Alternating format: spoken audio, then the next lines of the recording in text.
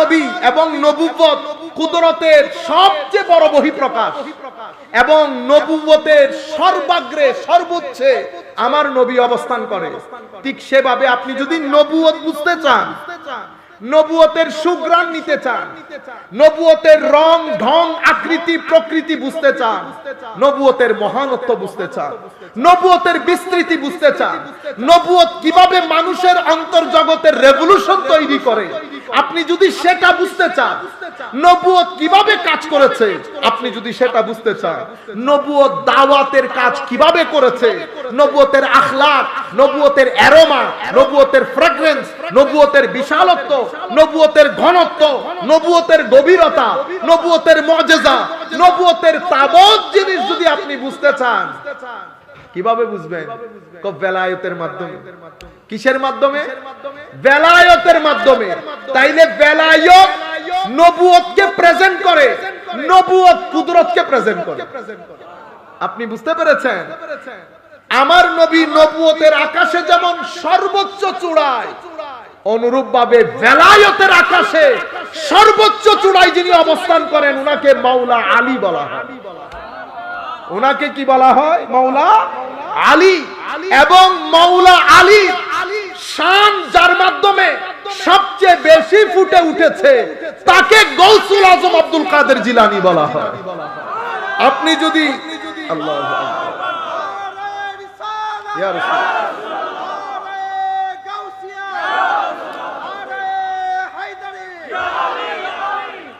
আপনি যদি মাওলা আলীর শান, মাওলা আলীর বেলায়েতের গভীরতা, ঘনত্ব, বিশালত্ব যদি আপনি বুঝতে চান, তো সেটা বুঝতে হলে সব আল্লাহর ওয়ালি ওয়ালি, কিন্তু সব আল্লাহর ওয়ালির বেলায়েত এক জায়গায়, হুজুর গৌসুল আজম আব্দুল কাদের জিলানীর বেলায়েত আরেক জায়গায়।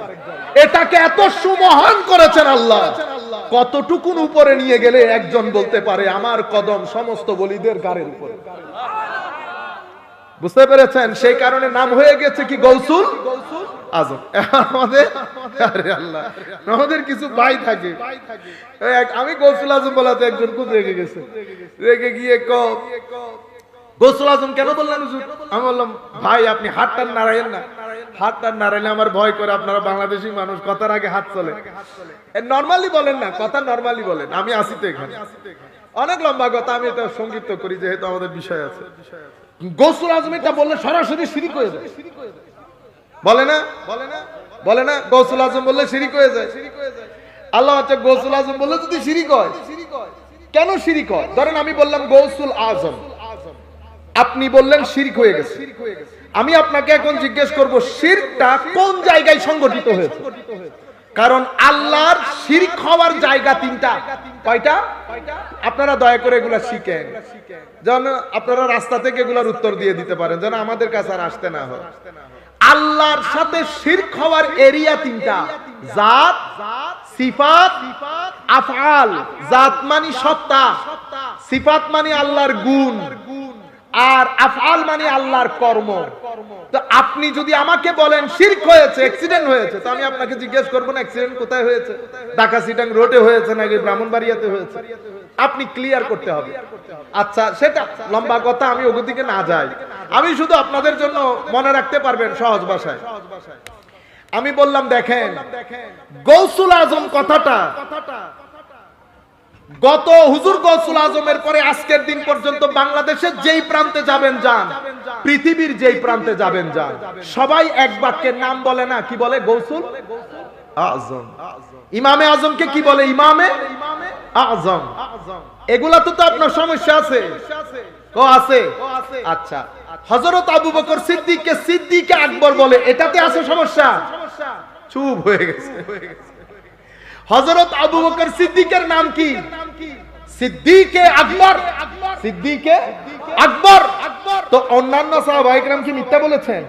না, মিথ্যা বলেন না, সবাই সত্যবাদী, কিন্তু সিদ্দিকিয়তের দুনিয়ার মধ্যে হযরতে আবু বকর সিদ্দিককে আল্লাহ যেখানে তুলেছেন সেখানে আর কাউকে তুলেন না।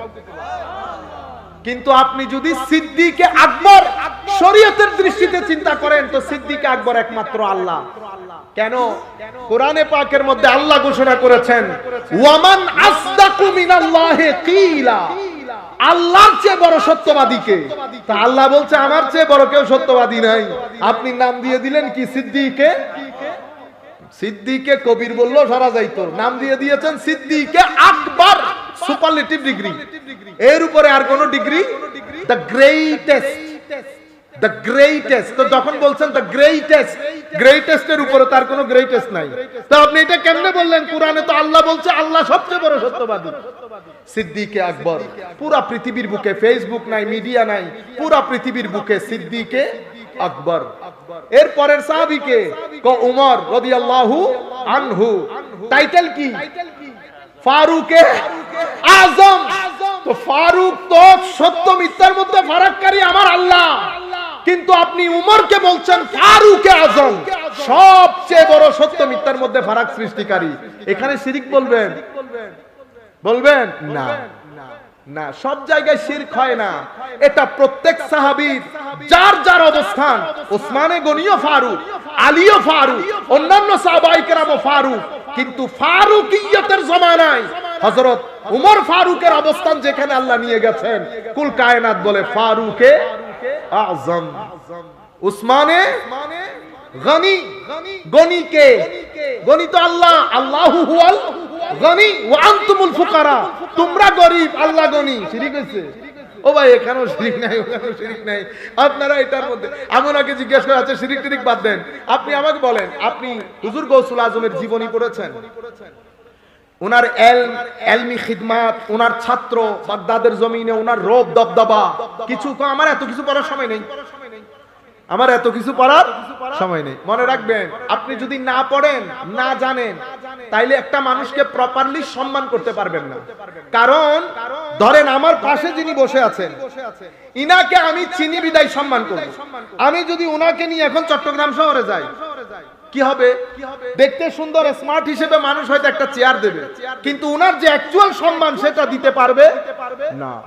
আজার থেকে যদি আমি আমার কোন প্রফেসরকে নিয়ে আসি, এখানে তো হয়তো আপনারা স্টেজেও তুলতে দিবেন না, মানুষ সুন্দর হিসেবে হয়তো স্টেজে দিয়ে কোনার মধ্যে বসাই দিবেন। আপনি মানুষকে না চিনলে সম্মান দেওয়া যায় না। আমার নবীকে চিনার জন্য আল্লাহ নাম দিয়েছেন মোহাব্বত, আহমদ, মাহমুদ। কেন? যাতে আপনি চিনতে পারেন, চিনলে সম্মান, চিনলে সম্মান। হুজুর গৌসুল আজমকে আপনি না চিনেন বিদায় বলছেন। কাশ যদি জানতেন ইনি কে, ইনার নানা কে। বেলায়েতের জমিনে হুজুর গৌসুল আজমকে পাবেন একমাত্র যার নানাও ওলি, নানিও ওলি, খালাও ওলি, মাও ওলি, বাবাও ওলি। চিন্তা করতে পারবেন? মানুষের এক দুইজন ওলি হয়। হযরত আব্দুল্লাহ সৌমাই হুজুর গৌসুল আজমের নানা, হুজুর গৌসুল আজমের নানা। হযরতে আব্দুল্লাহ সৌমাইর স্ত্রী হুজুর গৌসুল আজমের নানি। তৎকালীন যুগের মহিলাদের মধ্যে সবার মধ্যে পরিচিতি ছিল একজন আল্লাহ ওয়ালা হিসেবে, আল্লাহ ওলিয়া ছিলেন হুজুর গৌসুল আজমের খালা। তখনকার সময়ে পরিচিত মুখ, সবাই জানতেন আল্লাহর ওলিয়া। ঘরানার একটা নাম ছিল, এই ঘরানার এই ঘরানার সদস্য বাদ দাও, এই ঘরানার যারা খেদমত করে, এদের বাগানের যারা চাকর বাকর, তারাও জমানার ওলি, তারাও জমানার। কারণ সবাই হযরত আব্দুল্লাহ সৌমাইর কাজ করতেন। হুজুর গৌসুল আজমের আব্বা জানো 8 বছর খেদমত করেছেন হযরত আব্দুল্লাহ সৌমাই রাদিয়াল্লাহু তাআলা আনহু।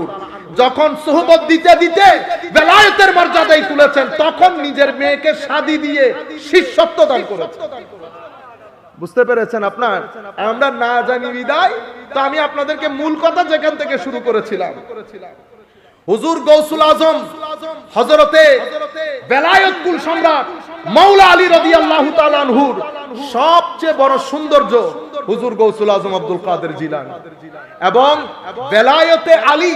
এখানে একটা জিনিস আমরা মনে রাখবো, প্রত্যেক সাহাবায়ে কেরাম, বিশেষ করে খুলাফায়ে আরবা 4 জন, তার কথার আগে আমি একটা কথা আপনাদেরকে ফাঁকে বলে নেই। যে সমাজে বসবাস করছি, পুরা পৃথিবী চাচ্ছে আমাদের তরুণ প্রজন্মকে বিভিন্নভাবে ডাইভার্স করে ফিতনা ফাসাদ সৃষ্টি করার জন্য। আপনারা কিছুদিনের মধ্যে আরো নতুন নতুন জিনিস দেখবেন সমাজের মধ্যে, নতুন পথ, নতুন কথা, নতুন মত। এরে হয়তো নবীও বানাই ফেলবে আরেকজন। আপনারা পূর্ববর্তী যুগে উলামায়ে রব্বানি যারা যেই পথে আছে ওই পথ ছেড়ে কখনো নতুন কোনো কিছু গ্রহণ করবেন না। উম্মতে মুসলিমা সাহাবায়ে কেরামের ইজ্জত আজমতের উপর ঐক্যমত্য, ইজ্জত আজমতের উপর ঐক্যমত্য। সাহাবায়ে কেরামকে কেন্দ্র করে, আহলে বাইত রাসূলকে কেন্দ্র করে উম্মতের মধ্যে মেইনলি দুইটা পক্ষ হয়ে গেছে। এক পক্ষ খারেজিয়তের দিকে গেছে, আরেক পক্ষ শিয়তের দিকে গেছে। কেউ হযরত আলী কাররামাল্লাহু ওয়াজহাহুল কারীম, আহলে বাইত রাসূল, আহলে বাইত রাসূলের মুহাব্বত, আজমত, ভক্তি, শ্রদ্ধা এগুলার নাম দিয়ে সাহাবায়ে কেরামের গালিগালাজের বাজার গরম করে। আবার কেউ সাহাবায়ে কেরামের কথা বলতে গিয়ে হযরত আলী রাদিয়াল্লাহু তাআলা আনহুর শান যেটা আমার নবী দান করেছেন এটা বলে। উম্মত দুই দিকে এক্সট্রিম হয়ে গেছে। এরা এদেরকে শিয়া বলে। আমি কিছুদিন আগে হযরত আলী রাদিয়াল্লাহু তাআলা আনহু সংক্রান্ত কয়েকটা কথা হাদিস পড়তে গিয়ে দেখলাম উলামায়ে আহলে সুন্নাত এভাবে অনলাইনের মধ্যে চেক করার জন্য লিখতেছে উলামায়ে আহলে সুন্নাত এই হাদিসগুলোকে মাউদু বলেছে, মানে বানোয়াট হাদিস। যত জায়গায় হযরত আলীর শান ও মান আমার নবীর মাধ্যমে, যত জায়গায় হযরত আলী রাদিয়াল্লাহু তাআলা আনহুর শান ও মান বর্ণিত হয়েছে, প্রত্যেক হাদিসের মধ্যে কি বলেছে? হয় বানোয়াট নয় দুর্বল। কি বলেছে? দুর্বল, বানোয়াট। আহলে সুন্নাত ওয়াল জামাত কে ভিতরে ঢুকলাম। আহলে সুন্নাত ওয়াল জামাত হচ্ছে শেখ ইবনে তাইমিয়া, ওনার ছাত্র ইবনে জৌজি, পরবর্তী যুগে আলবানী, আরো শেখ আব্দুল ইবনে বাস, শেখ হুসাইমিন, ইনারা আহলে সুন্নাত ওয়াল জামাত। আর ইবনে হাজার আসকালানি ওখানে ওনারা নাই, বুখারী নাই। পূর্ববর্তী যুগের মুহাদ্দিসিন, পরবর্তী যুগের মুহাদ্দিসিন, ইমাম যাহাবী, এত বড় বড় লোক কেউ নাই। আহলে সুন্নাত ওয়াল জামাত মানে কারা? ওই ওরা। আপনি বুঝতে পারেন এটাকে কি বলে? খারেজিয়ত বলে। মনে রাখবেন, প্রত্যেক সাহাবী এক একজন এক এক জায়গার জন্য বিখ্যাত। কারো মধ্যে ইলমে শরীয়তের জ্ঞান অনেক বেশি, ফতোয়া দিত। কারো মধ্যে কেরাতের জ্ঞান অনেক বেশি।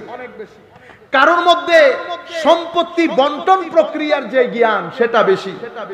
কারো মধ্যে লিডারশিপ অনেক কঠিন। কারো মধ্যে কেস হ্যান্ডেল করার ক্ষমতা অনেক বেশি। এক একজন এক এক বিশেষত্বে বিশেষিত। আপনারা বুঝতে পেরেছেন? হযরত আলী রাদিয়াল্লাহু তাআলা আনহু ইলম এবং ভেলায়ত, ইলম এবং ভেলায়ত এই দুই দিকে হযরত আলীর কোনো মেসালই নাই। হযরত আলীর কোনো মেসালই নাই ইলম এবং ভেলায়তের ক্ষেত্রে। সমাজে বসবাস করছি, পুরা পৃথিবী চাচ্ছে আমাদের তরুণ প্রজন্মকে বিভিন্নভাবে ডাইভার্স করে ফিতনা ফাসাদ সৃষ্টি করার জন্য। আপনারা কিছুদিনের মধ্যে আরো নতুন নতুন জিনিস দেখবেন সমাজের মধ্যে। নতুন পথ, নতুন কথা, নতুন মত। এরে হয়তো নবীও বানাই ফেলবে আরেকজন আরেকজন।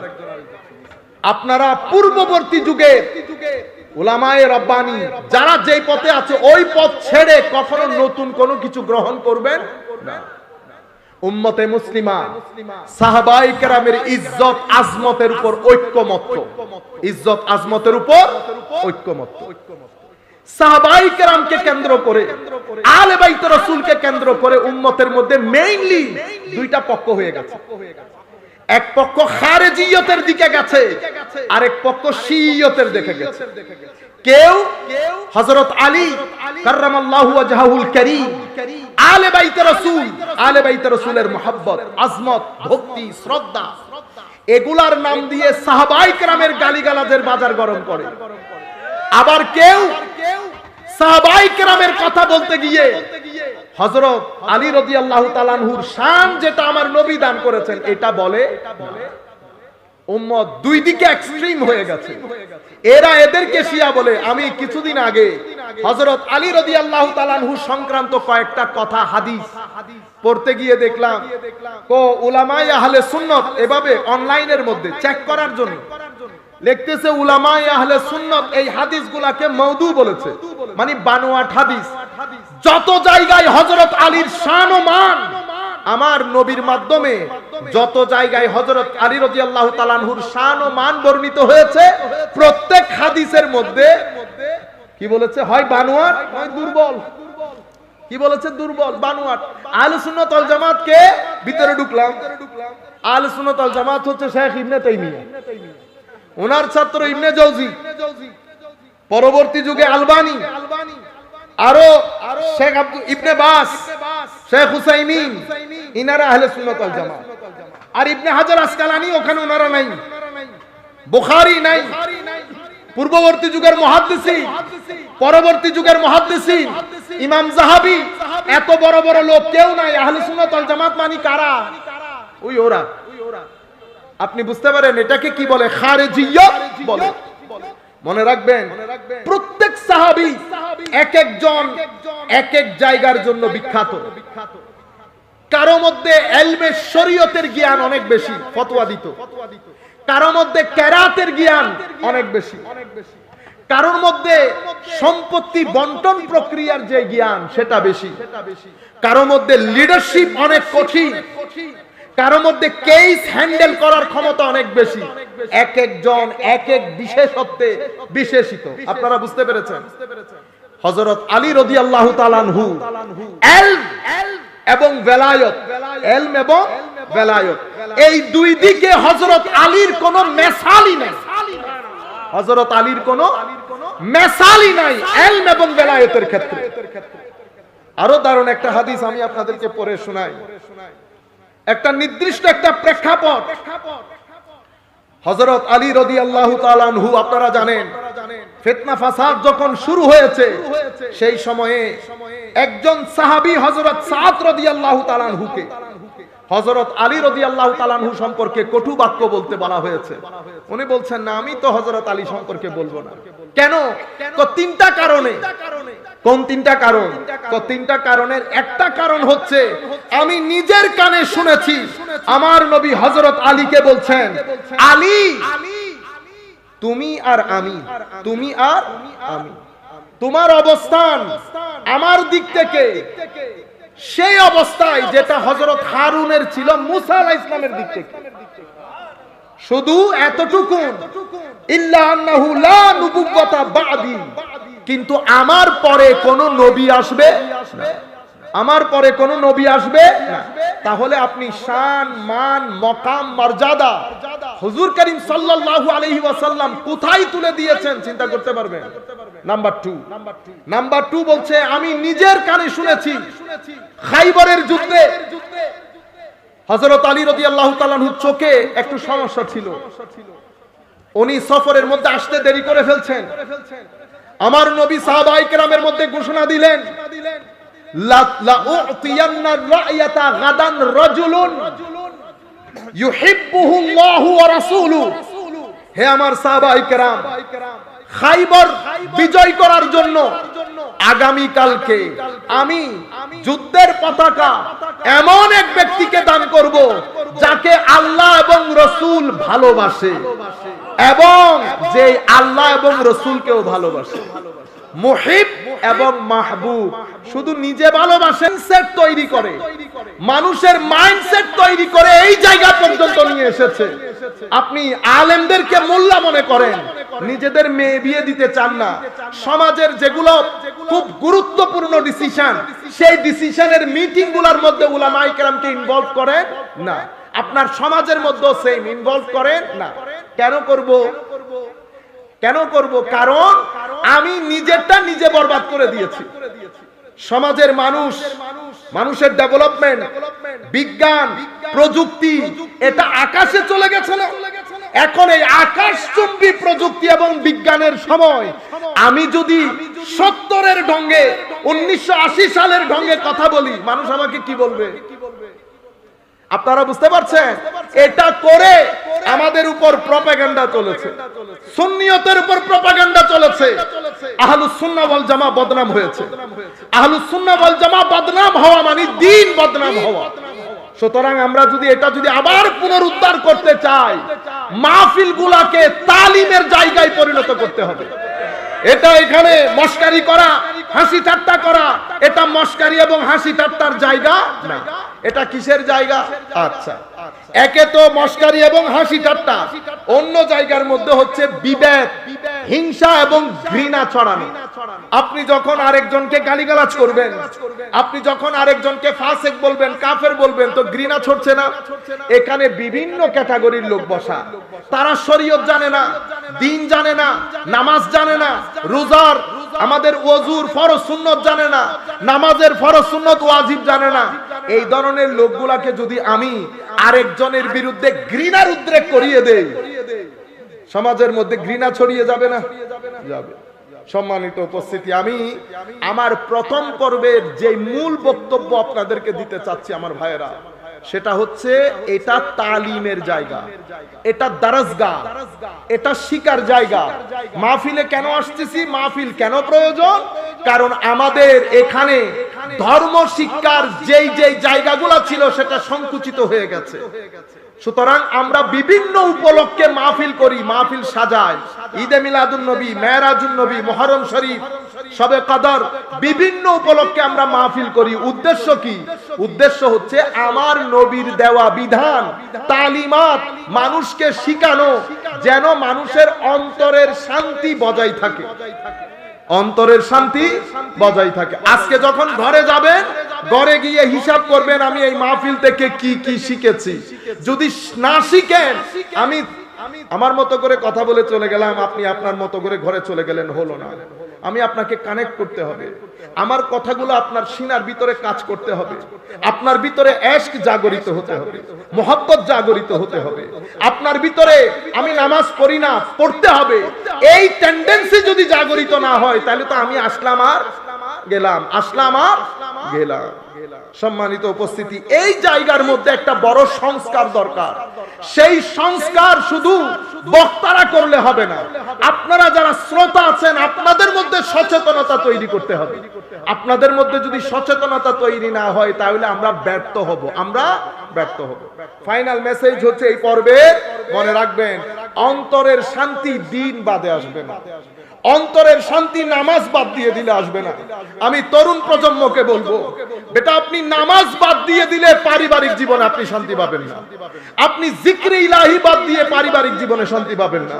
আউলিয়া ইকরামের জিয়ারতে যাবেন, প্রত্যেক বৃহস্পতিবার সপ্তাহে অন্তত একদিন অথবা মাসে অন্তত একদিন আউলিয়া ইকরামের দরবারে গিয়ে জিয়ারত করে আসবেন, এবং যথাসময়ে বৃহস্পতিবার হোক সোমবার হোক দরুদ শরীফ পড়বেন বেশি বেশি। আরেকটা জিনিস মনে রাখবেন, এটা দুনিয়া, এটা বালা মুসিবতের জায়গা, এটা বালা মুসিবতের পৃথিবীতে, এটা কখনো হবে না বালা মুসিবত বাদ দিয়ে শান্তি চলে আসবে আপনার ঘরে, এটা কখনো হবে? আপনাদের এখানে রাস্তার কাজ চলতেছে না? চলতেছে তো, অনেকদিন ধরে কষ্ট করতেছেন না? হ্যাঁ, 2 বছর পরে যখন রাস্তা ঠিক হয়ে যাবে, কষ্টের কথা আর মনে থাকবে? থাকবে না।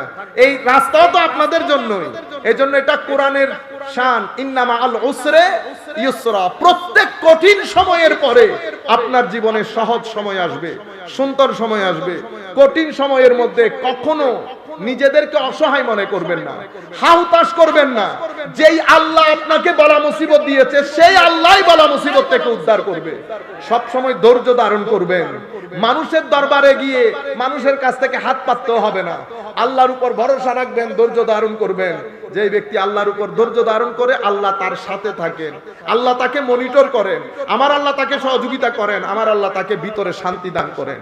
মনে রাখবেন, আমরা সবাই হায়াতে তৈয়বার জন্য দোয়া করি, আল্লাহ সবাইকে হায়াতে তৈয়বা দান করো।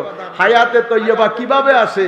হায়াতে তৈয়বা অর্থ কি? হায়াতে তৈয়বা অর্থ শান্তিময় জীবন। মওলাইটা আসে কিভাবে? কয়টা ঈমান এবং আমলের পরে আসে। মান আমিলা সালিহান মিন যাকারিন আও উনসা ওয়া হুয়া মুমিন ফালনুহইয়ান্নাহু হায়াতান তাইয়্যিবা।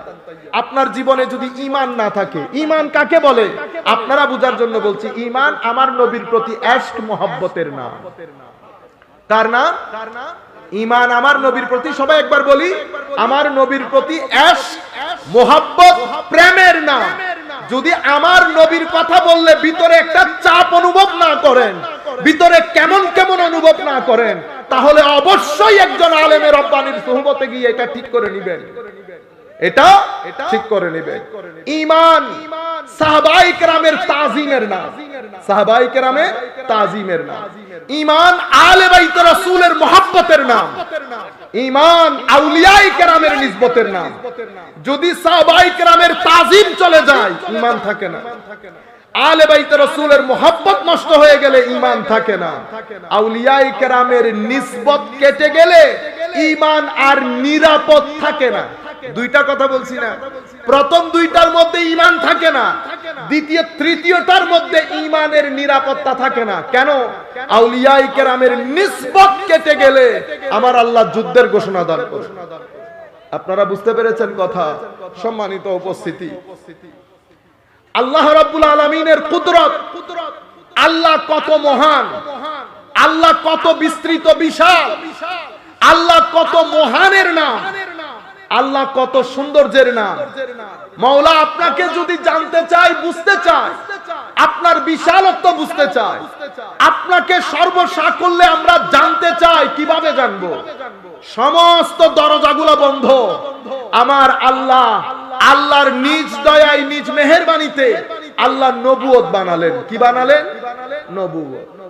নবুয়তের দিকে আপনি যদি দৃষ্টি দেন, কি বুঝে আসে? আল্লাহর সৌন্দর্য বুঝে আসে, আল্লাহর বিশালত্ব বুঝে আসে, আল্লাহর মহানত্ব বুঝে আসে।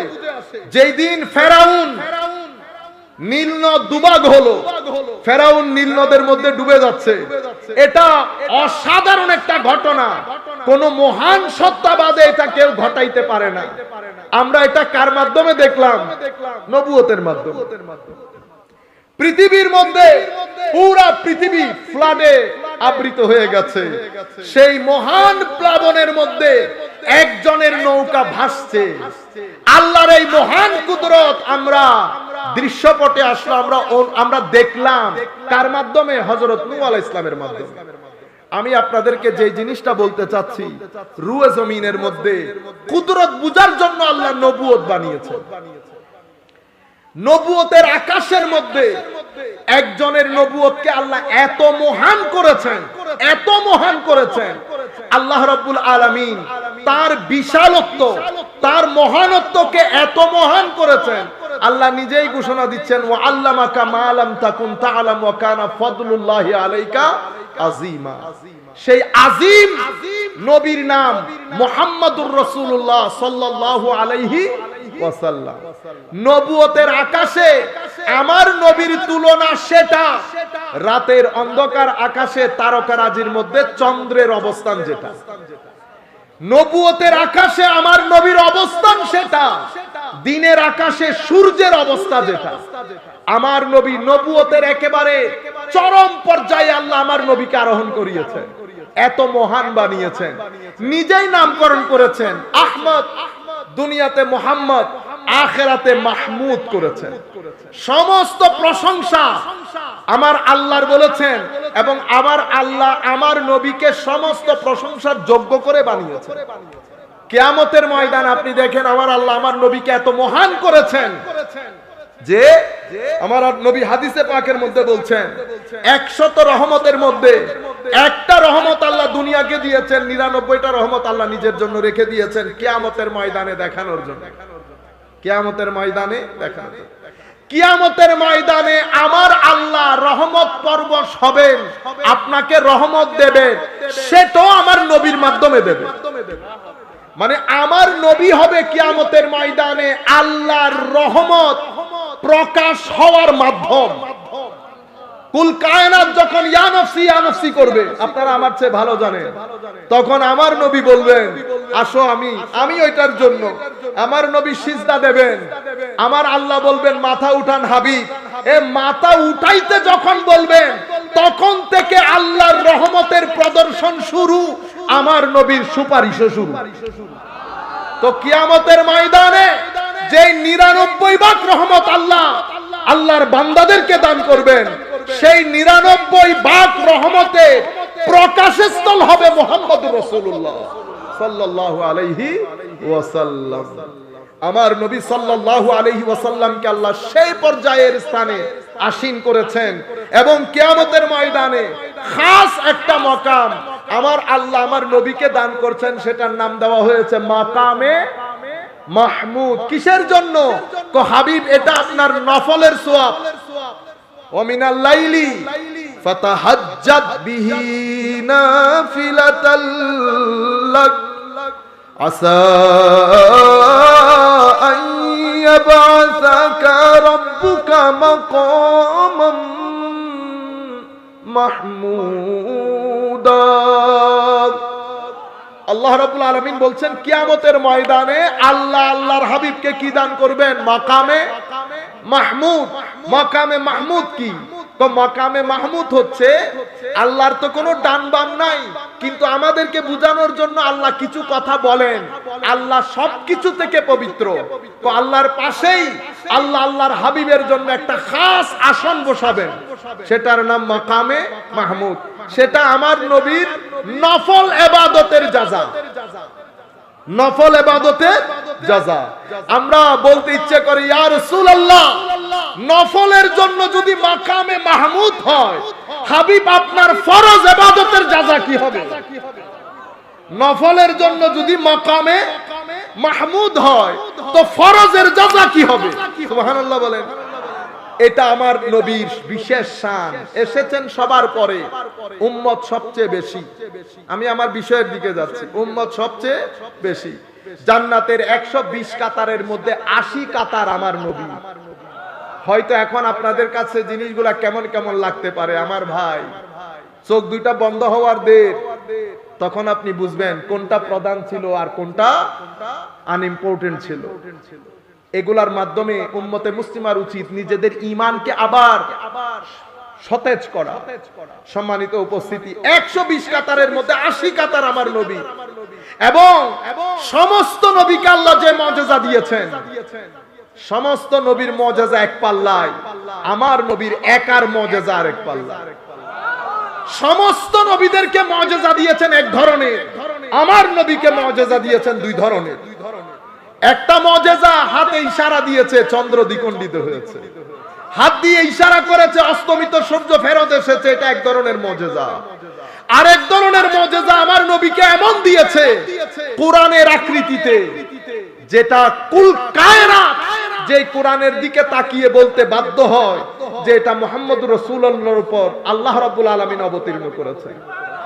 এটা আমার নবীর উপর সেদিনও মুজিজা, আজকেও মুজিজা, কিয়ামতের দিন সকাল পর্যন্ত এই কোরআন মুজিজা হিসেবে থাকবে। মুজিজা মানে পৃথিবীর যখন যেই জাতিকে আপনি এই কোরআন দেবেন, সেই পড়ার পরে জিহ্বায় কামড় দিয়ে বলতে বাধ্য হবে, এটা কোনো মানুষের পক্ষে সম্ভব না। এটা কোনো মানুষের পক্ষে সম্ভব না। যেই কোনো মানুষ বলতে বাধ্য হবে।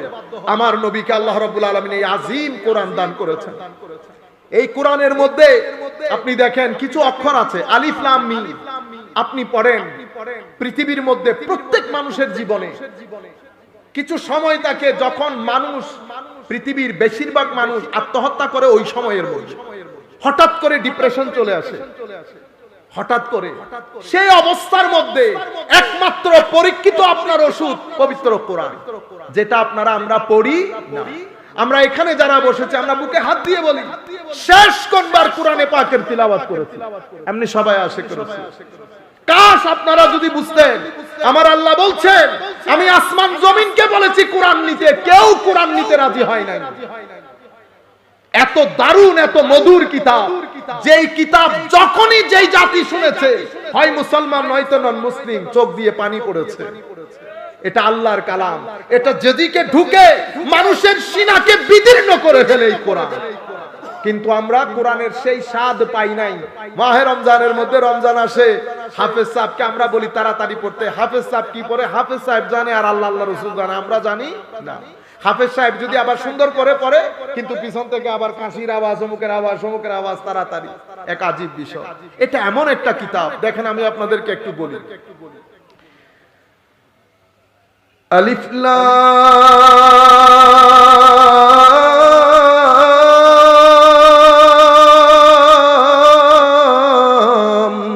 মিম, আলিফ লাম রা, কাফ হা ইয়া আইন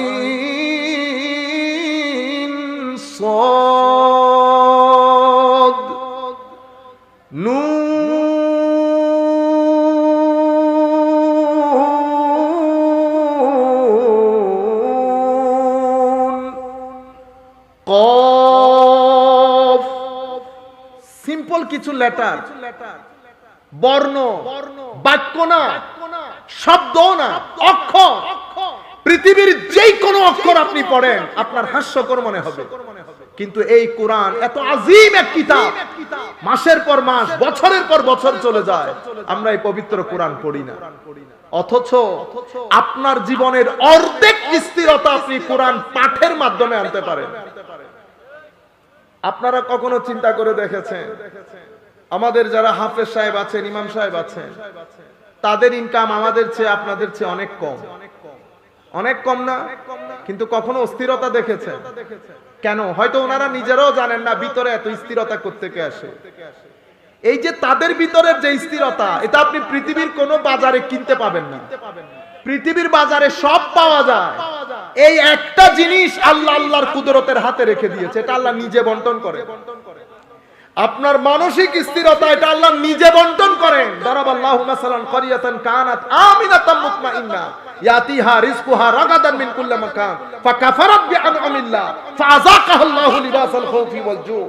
দেখছেন? যাহারাল ফাসাদ ফিল বাররি ওয়াল বাহরি বিমা কাসাবাত আইদিন নাস লিইয়ুযীকাহুম বা'দাল্লাযী।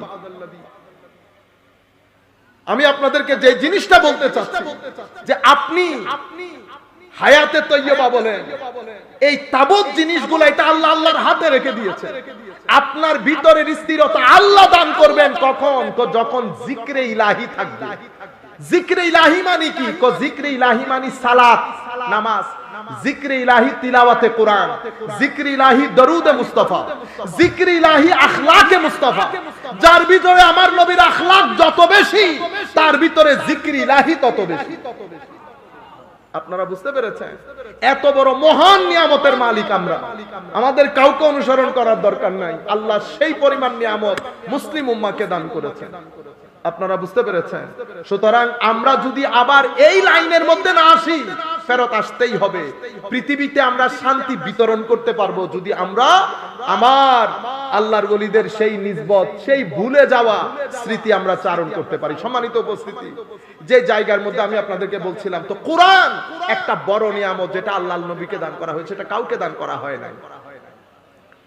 যেভাবে আমার নবী এবং নবুয়ত কুদরতের সবচেয়ে বড় বহিঃপ্রকাশ এবং নবুয়তের সর্বাগ্রে সর্বোচ্চে আমার নবী অবস্থান করে, ঠিক সেভাবে আপনি যদি নবুয়ত বুঝতে চান, নবুয়তের সুগ্রাণ নিতে চান, নবুয়তের রং ঢং আকৃতি প্রকৃতি বুঝতে চান, নবুয়তের মহানত্ব বুঝতে চান, নবুয়তের বিস্তৃতি বুঝতে চান, নবুয়ত কিভাবে মানুষের অন্তর্জগতের রেভলিউশন তৈরি করে, আপনি যদি সেটা বুঝতে চান, নবুয়ত কিভাবে কাজ করেছে আপনি যদি সেটা বুঝতে চান, নবুয়ত দাওয়াতের কাজ কিভাবে করেছে, নবুয়তের আখলাক, নবুয়তের অ্যারোমা, নবুয়তের ফ্র্যাগ্রেন্স, নবুয়তের বিশালত্ব, নবুয়তের ঘনত্ব, নবুয়তের গভীরতা, নবুয়তের মুজিজা, নবুয়তের তাবৎ জিনিস যদি আপনি বুঝতে চান, কিভাবে বুঝবেন?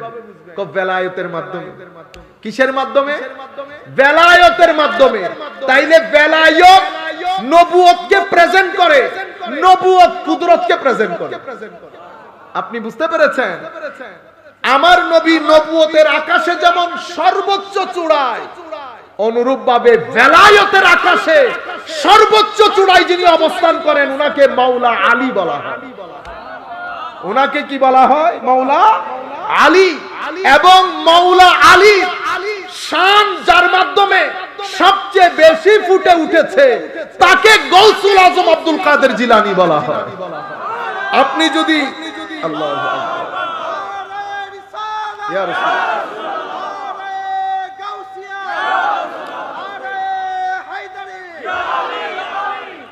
আপনি যদি মাওলা আলীর শান, মাওলা আলীর বেলায়েতের গভীরতা, ঘনত্ব, বিশালত্ব যদি আপনি বুঝতে চান, তো সেটা বুঝতে হলে সব আল্লাহর ওলি ওলি, কিন্তু সব আল্লাহর ওলির বেলায়েত এক জায়গায়, হুজুর গৌসুল আজম আব্দুল কাদের জিলানীর বেলায়েত আরেক জায়গায়।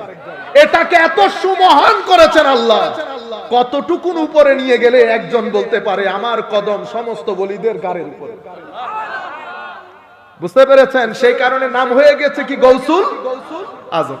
আমাদের আরে আল্লাহ, আমাদের কিছু ভাই থাকে, আমি গৌসুল আজম বলাতে একজন খুব রেগে গেছে, রেগে গিয়ে গৌসুল আজম কেন বললেন হুজুর? আমি বললাম ভাই আপনি হাতটা নাড়াইয়েন না, হাতটা নাড়াইলে আমার ভয় করে, আপনারা বাংলাদেশি মানুষ, কথার আগে হাত চলে। নরমালি বলেন না, কথা নরমালি বলেন, আমি আসি তো এখানে, অনেক লম্বা কথা, আমি এটা সংক্ষিপ্ত করি যেহেতু আমাদের বিষয় আছে। গৌসুল আজম এটা বললে সরাসরি শিরিক হয়ে যায়, বলে না? বলে না গৌসুল আজম বললে শিরিক হয়ে যায়। আল্লাহ হচ্ছে গৌসুল আজম বললে যদি শিরিক হয়, কেন শিরিক হয়? ধরেন আমি বললাম গৌসুল আজম, আপনি বললেন শিরক হয়ে গেছে। আমি আপনাকে এখন জিজ্ঞেস করব শিরকটা কোন জায়গায় সংগঠিত হয়েছে? কারণ আল্লাহর শিরক হওয়ার জায়গা তিনটা। কয়টা? আপনারা দয়া করে এগুলা শিখেন, যেন আপনারা রাস্তা থেকে এগুলার উত্তর দিয়ে দিতে পারেন, যেন আমাদের কাছে আর আসতে না হয়। আল্লাহর সাথে শিরক হওয়ার এরিয়া তিনটা: জাত, সিফাত, আফআল। জাত মানে সত্তা, সিফাত মানে আল্লাহর গুণ, আর আফআল মানে আল্লাহর কর্ম। তো আপনি যদি আমাকে বলেন শিরক হয়েছে, অ্যাক্সিডেন্ট হয়েছে, তো আমি আপনাকে জিজ্ঞেস করব না অ্যাক্সিডেন্ট কোথায় হয়েছে, ঢাকা সিটাং রোডে হয়েছে নাকি ব্রাহ্মণবাড়িয়াতে হয়েছে? আপনি ক্লিয়ার করতে হবে। আচ্ছা, সেটা লম্বা কথা, আমি ওদিকে না যাই, আমি শুধু আপনাদের জন্য মনে রাখতে পারবেন সহজ ভাষায়। আমি বললাম দেখেন, গৌসুল আজম কথাটা গত হুজুর গৌসুল আজমের পরে আজকের দিন পর্যন্ত বাংলাদেশের যেই প্রান্তে যাবেন যান, পৃথিবীর যেই প্রান্তে যাবেন যান, সবাই এক বাক্যের নাম বলে না, কি বলে? গৌসুল আজম। ইমামে আজমকে কি বলে? ইমামে আজম। এগুলা তো আপনার সমস্যা আছে, আছে। আচ্ছা, হযরত আবু বকর সিদ্দিককে সিদ্দিকে আকবর বলে, এটাতে আছে সমস্যা? চুপ হয়ে গেছে। হযরত আবু বকর সিদ্দিকের নাম কি? সিদ্দিকে আকবর। সিদ্দিকে আকবর। তো অন্যান্য সাহাবায়ে কেরাম কি মিথ্যা বলেছেন? না, মিথ্যা বলেন না, সবাই সত্যবাদী, কিন্তু সিদ্দিকিয়তের দুনিয়ার মধ্যে হযরতে আবু বকর সিদ্দিককে আল্লাহ যেখানে তুলেছেন সেখানে আর কাউকে তুলেন না। কিন্তু আপনি যদি সিদ্দিকে আকবর শরীয়তের দৃষ্টিতে চিন্তা করেন, তো সিদ্দিকে আকবর একমাত্র আল্লাহ। কেন? কোরআনে পাকের মধ্যে আল্লাহ ঘোষণা করেছেন, ওয়ামান আসদাকু মিনাল্লাহি কিলা, আল্লাহর চেয়ে বড় সত্যবাদী কে? তা আল্লাহ বলছে আমার চেয়ে বড় কেউ সত্যবাদী নাই। আপনি নাম দিয়ে দিলেন কি? সিদ্দিকে। সিদ্দিকে কবির বললো সারা যাইতো, নাম দিয়ে দিয়েছেন সিদ্দিকে আকবর, সুপারলেটিভ ডিগ্রি, এর উপরে আর কোন degree? The greatest, the greatest. তো যখন বলছেন দ্য গ্রেটেস্ট, গ্রেটেস্টের উপরে তার কোনো গ্রেটেস্ট নাই, তো আপনি এটা কেমনে বললেন? কোরআনে তো আল্লাহ বলছে আল্লাহ সবচেয়ে বড় সত্যবাদী। সিদ্দিকে আকবর পুরা পৃথিবীর বুকে, ফেসবুক নাই, মিডিয়া নাই, পুরা পৃথিবীর বুকে সিদ্দিকে আকবর। এর পরের সাহাবীকে উমর রাদিয়াল্লাহু আনহু। টাইটেল কি? ফারুকে আজম। তো ফারুক তো সত্য মিথ্যার মধ্যে ফারাককারী আমার আল্লাহ, কিন্তু আপনি উমরকে বলছেন ফারুকে আজম, সবচেয়ে বড় সত্য মিথ্যার মধ্যে ফারাক সৃষ্টিকারী। এখানে শিরক বলবেন? বলবেন না, না, সব জায়গায় শিরক হয় না। এটা প্রত্যেক সাহাবীর যার যার অবস্থান, ওসমানে গনিও ফারুক, আলীও ফারুক, অন্যান্য সাহাবায়ে কেরামও ফারুক, কিন্তু ফারুকিয়তের জামানায় হযরত উমর ফারুকের অবস্থান যেখানে আল্লাহ নিয়ে গেছেন, কুল কায়নাত বলে ফারুকে আযম। উসমানে গনি, গনি কে?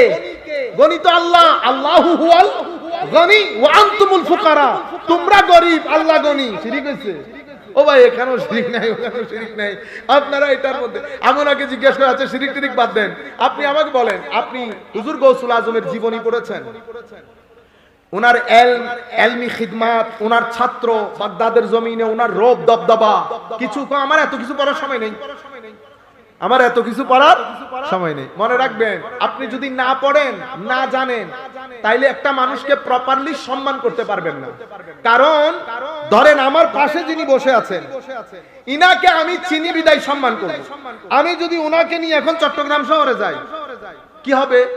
দেখতে সুন্দর স্মার্ট হিসেবে মানুষ হয়তো একটা চেয়ার দেবে, কিন্তু উনার যে অ্যাকচুয়াল সম্মান সেটা দিতে পারবে না। আজহার থেকে যদি আমি আমার কোন প্রফেসরকে নিয়ে আসি, এখানে তো হয়তো আপনারা স্টেজেও তুলতে দিবেন না, মানুষ সুন্দর হিসেবে হয়তো স্টেজে দিয়ে কোনার মধ্যে বসাই দিবেন।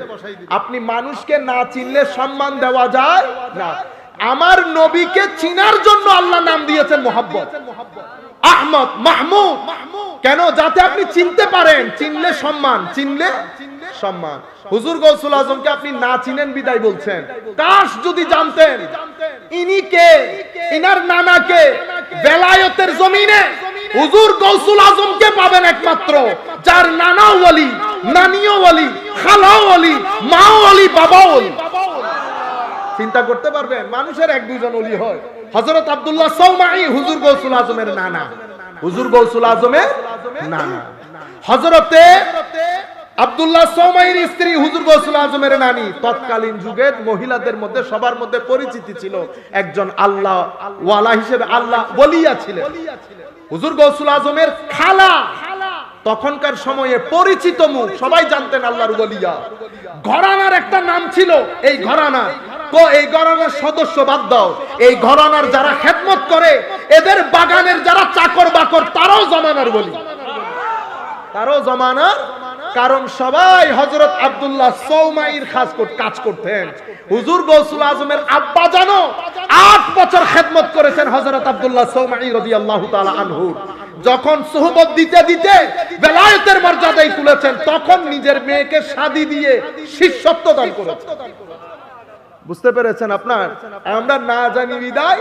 তো আমি আপনাদেরকে মূল কথা যেখান থেকে শুরু করেছিলাম, হুজুর গৌসুল আজম হযরতে বেলায়েত কুল সম্রাট মাওলা আলী রাদিয়াল্লাহু তাআলা আনহুর সবচেয়ে বড় সৌন্দর্য হুজুর গৌসুল আজম আব্দুল কাদের জিলানী এবং বেলায়েতে আলী। এখানে একটা জিনিস আমরা মনে রাখবো, প্রত্যেক সাহাবায়ে কেরাম, বিশেষ করে খুলাফায়ে আরবা 4 জন, তার কথার আগে আমি একটা কথা আপনাদেরকে ফাঁকে বলে নেই। যে সমাজে বসবাস করছি, পুরা পৃথিবী চাচ্ছে আমাদের তরুণ প্রজন্মকে বিভিন্নভাবে ডাইভার্স করে ফিতনা ফাসাদ সৃষ্টি করার জন্য। আপনারা কিছুদিনের মধ্যে আরো নতুন নতুন জিনিস দেখবেন সমাজের মধ্যে, নতুন পথ, নতুন কথা, নতুন মত। এরে হয়তো নবীও বানাই ফেলবে আরেকজন। আপনারা পূর্ববর্তী যুগে উলামায়ে রব্বানি যারা যেই পথে আছে, ওই পথ ছেড়ে কখনো নতুন কোনো কিছু গ্রহণ করবেন না। উম্মতে মুসলিমা সাহাবায়ে কেরামের ইজ্জত আজমতের উপর ঐক্যমত্য, ইজ্জত আজমতের উপর ঐক্যমত্য। সাহাবায়ে কেরামকে কেন্দ্র করে, আলে বাইত রাসূলকে কেন্দ্র করে উম্মতের মধ্যে মেইনলি 2টা পক্ষ হয়ে গেছে। এক পক্ষ খারেজিয়তের দিকে গেছে, আরেক পক্ষ শিয়তের দিকে গেছে। কেউ হযরত আলী কাররামাল্লাহু ওয়াজহাহুল কারীম, আলে বাইতে রাসূল, আলে বাইতে রাসূলের মুহাব্বত, আজমত, ভক্তি, শ্রদ্ধা, এগুলার নাম দিয়ে সাহাবায়ে কেরামের গালিগালাজের বাজার গরম করে। আবার কেউ সাহাবায়ে কেরামের কথা বলতে গিয়ে হযরত আলী রাদিয়াল্লাহু তাআলা আনহুর শান যেটা আমার নবী দান করেছেন এটা বলে। উম্মত দুই দিকে এক্সট্রিম হয়ে গেছে। এরা এদেরকে শিয়া বলে। আমি কিছুদিন আগে হযরত আলী রাদিয়াল্লাহু তাআলা আনহু সংক্রান্ত কয়েকটা কথা হাদিস পড়তে গিয়ে দেখলাম উলামায়ে আহলে সুন্নাত এভাবে অনলাইনের মধ্যে চেক করার জন্য লিখতেছে, উলামায়ে আহলে সুন্নাত এই হাদিসগুলোকে মাউদু বলেছে, মানে বানোয়াট হাদিস। যত জায়গায় হযরত আলীর শান ও মান আমার নবীর মাধ্যমে, যত জায়গায় হযরত আলী রাদিয়াল্লাহু তাআলা আনহুর শান ও মান বর্ণিত হয়েছে, প্রত্যেক হাদিসের মধ্যে কি বলেছে? হয় বানোয়াট, হয় দুর্বল। কি বলেছে? দুর্বল, বানোয়াট। আহলে সুন্নাত ওয়াল জামাত কে ভিতরে ঢুকলাম। আহলে সুন্নাত ওয়াল জামাত হচ্ছে শেখ ইবনে তাইমিয়া, ওনার ছাত্র ইবনে জাওজি, পরবর্তী যুগে আলবানী, আরো শেখ ইবনে বাস, শেখ হুসাইমিন, ইনারা আহলে সুন্নাত ওয়াল জামাত। আর ইবনে হাজার আসকালানী ওখানে ওনারা নাই, বুখারী নাই। পূর্ববর্তী যুগের মুহাদ্দিসিন, পরবর্তী যুগের মুহাদ্দিসিন, ইমাম যাহাবী, এত বড় বড় লোক কেউ নাই। আহলে সুন্নাত ওয়াল জামাত মানে কারা? ওই ওরা। আপনি বুঝতে পারেন এটাকে কি বলে? খারেজিয়া বলে। মনে রাখবেন, প্রত্যেক সাহাবী এক একজন এক এক জায়গার জন্য বিখ্যাত। কারো মধ্যে ইলমে শরীয়তের জ্ঞান অনেক বেশি, ফতোয়া দিত। কারো মধ্যে কেরাতের জ্ঞান অনেক বেশি। কারোর মধ্যে সম্পত্তি বন্টন প্রক্রিয়ার যে জ্ঞান সেটা বেশি। কারোর মধ্যে লিডারশিপ অনেক কঠিন। কারোর মধ্যে কেস হ্যান্ডেল করার ক্ষমতা অনেক বেশি। এক একজন এক এক বিশেষত্বে বিশেষিত। আপনারা বুঝতে পেরেছেন?